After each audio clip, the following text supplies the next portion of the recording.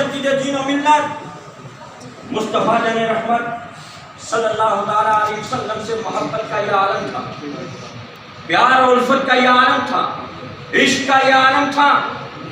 अल्लाह अल्लाह जब तक आप बरेली शरीफ की धरती पे हैं, आका की बारगाह में यूं गुनगुनाया करते थे, या रसूल अल्लाह, काबे के बदरुद्दुजा तुम पे करोड़ों दुरूद, काबे के बदरुद्दुजा तुम पे करोड़ों दुरूद, ताइबा के शम्सुद्दुहा तुम पे करोड़ों दुरूद, शाफिए रोज़े जज़ा तुम पे करोड़ों दुरूद, ताफिए जुमला बना तुम पे करोड़ों दुरूद, और कोई गैर किया तुमसे यहाँ हो भला, जब न खुदा भी छुपा तुम पे करोड़ों। वक्त आया इमाम अहले सुन्नत आका मौला सल्लल्लाहु ताला अलैहि वसल्लम के दरबार की तरफ रवाना हुए, काबतुल्लाह की तरफ रवाना हुए, रोज़ा रसूल की तरफ रवाना हुए, हज पाक को तशरीफ ले गए, रोज़ा रसूल के सामने पहुंचे। इमाम अहले सुन्नत पहले तो बरेली शरीफ की धरती पे क्यों गुनगुनाया करते थे, काबे के बदरुद्दुजा तुम पे करोड़ों दुरूद, ताइबा के शम्सुद्दुहा तुम पे करोड़ों दुरूद। आज इमाम अहले सुन्नत आका के रोज़े के सामने बाअदब होकर के खड़े होकर के यूं अर्ज करते हैं, मुस्तफ़ा जाने रहमत पे लाखों सलाम, मुस्तफ़ा जाने रहमत पे लाखों सलाम, शम्मे बज़्मे हिदायत पे लाखों सलाम, शम्मे बज़्मे हिदायत पे लाखों सलाम। अल्लाह अल्लाह। इमाम अहले सुन्नत जब ये सलात व सलाम नबी की बारगाह में पढ़ती, आपकी आंखों से आंसू भी रवा हो जाते, साथ ही साथ दीदार की दरखास्त भी बढ़ा देती। या रसूल अल्लाह, आपका गुलाम बरेली शरीफ से चल करके आपकी बारगाह में आया, आका आज बगैर दीदार किए ज़ियारत किए वापस जाने वाला नहीं। और से कह दो सुभान अल्लाह। आशिक हो तो ऐसा हो, इमाम अहमद रजा जैसा हो। या रसूल अल्लाह, जब तक आप अपने दीदार से मुशर्रफ ना फरमाएंगे, अहमद रजा वापस जाने वाला नहीं।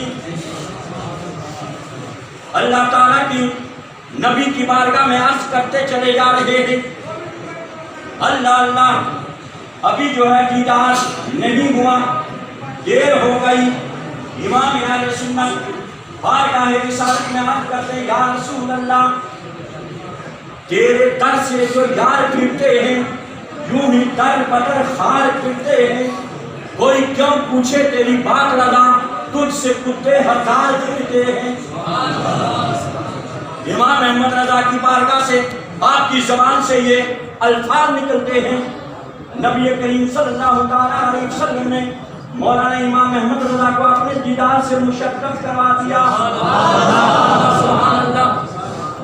जब मुस्तफ़ा जाने रहमत सल्लल्लाहु अलैहि वसल्लम के दीदार से इमाम अहमद रजा फाज़िल बरेलवी अलैहि रहमा मुशर्रफ होते हैं, तो आपकी ज़बान पे बेसाख्ता निकलता है, तू जिंदा है बंदा, तू जिंदा है बंदा, मेरे चश्मे आलम से छुप जाने वाली, तू जिंदा है बंदा, तू जिंदा है बंदा, मेरे चश्मे आलम से छुप जाने वाले, मैं मुजरिम हूँ आका, मुझे साथ ले, मैं मुजरिम हूँ आका, मुझे साथ ले लो, ये रास्ते में है जा बजा करने वाली।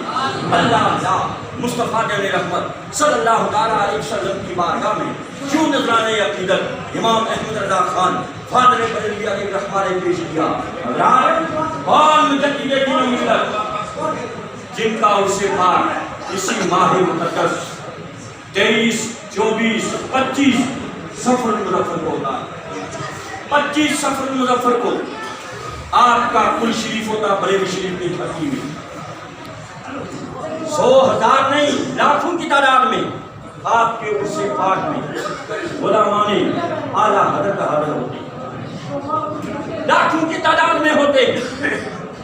इस 25 सफर मुज़फ़्फ़र को मौलाना इमाम अहमद रजा फाज़िल बरेलवी अलैहि रहमा का उर्से पाक, और वो कौन इमाम अहमद रजा, आपकी अजमत आपकी शान का क्या कहना। एक मर्तबा जब हिंदो पाक एक थी, 1947 से कबल का वाक़या है, लाहौर से एक आदमी चलता है, مراد آباد کی دھرتی پہ آتا ہے، آ کر کے حضور صدر الافاضل الشاہ سید محمد نعیم الدین رحمت اللہ تعالیٰ علیہ کے دربار میں حاضر ہو کے عرض کرتا ہے، حضور میں آپ کے دربار میں لاہور سے آیا ہوں، میرے دل کا شوق تھا، میں نے سنا کہ آپ مفسر قرآن بھی ہیں، عالم باعمل بھی ہیں، مفتی باوقار بھی ہیں، اور سب سے بڑھ کر کے یہ بات بھی ہے کہ آپ آل رسول بھی ہیں۔ حضور آپ سے بیعت لینے کے لیے آیا ہوں، مجھے اپنا مرید فرما لیجیے۔ حضور صدر الافاضل فخر الاماثل علیہ الرحمہ نے فرمایا، ٹھیک ہے تم مجھ سے مرید ہونے آئے ہو، میں تمہیں اجازت دیتا ہوں، جاؤ بریلی شریف کی دھرتی میں مولانا امام احمد رضا خان سے بیعت لے لو۔ عرض کرنے لگا، حضور آپ کا حکم تو بجا، لیکن میں نے سنا ہے مولانا امام احمد رضا ذات کے پٹھان ہیں اور مزاج ان کا بہت سخت ہے، جو ہے ذات کے پٹھان ہیں، مزاج ان کا بہت سخت ہے۔ حضور صدر الافاضل نے فرمایا، یہ ٹھیک ہے، لیکن آپ چلے جاؤ بریلی شریف، آپ جا کر کے ملاقات کرو، اگر آپ کا جی چاہا تو مرید ہو جانا، جی نہ چاہا واپس آ جانا، میں مرید کر لوں۔ سبحان اللہ، سبحان اللہ۔ حکم کو مانتے ہوئے وہ شخص مراد آباد سے اٹھتا ہے، 250-300 کلومیٹر سفر طے کر کے بریلی شریف کی دھرتی پہنچتا ہے۔ مولانا امام احمد رضا مجدد دین و ملت مریدین کے درمیان تشریف فرما ہے، جاتے ہی سلام کرتا، السلام علیکم ورحمۃ اللہ۔ مولانا امام احمد رضا وعلیکم السلام ورحمۃ اللہ جواب فرماتے ہیں۔ عرض کرتا، حضور مزاج عالی کیسا ہے؟ مولانا امام احمد رضا فرماتے ہیں، ذات کا پٹھان ہوں، مزاج بہت سخت ہے۔ ذات کا پٹھان ہوں۔ ابرا وکیل صاحب، 300 کلومیٹر پر اس وقت کوئی موبائل فون نہیں تھا، کسی قسم کا کوئی رابطہ نہیں تھا، 1947 سے قبل کی بات ہے۔ 300 کلومیٹر کی دوری پر اس شخص نے جو بات مراد آباد میں کی، مولانا امام احمد رضا نے بریلی میں سن لی۔ ہم مزاج عالی کیسا؟ حضور اعلیٰ حضرت فرماتے ہیں، ذات کا پٹھان ہوں، مزاج بہت سخت ہے۔ سبحان اللہ۔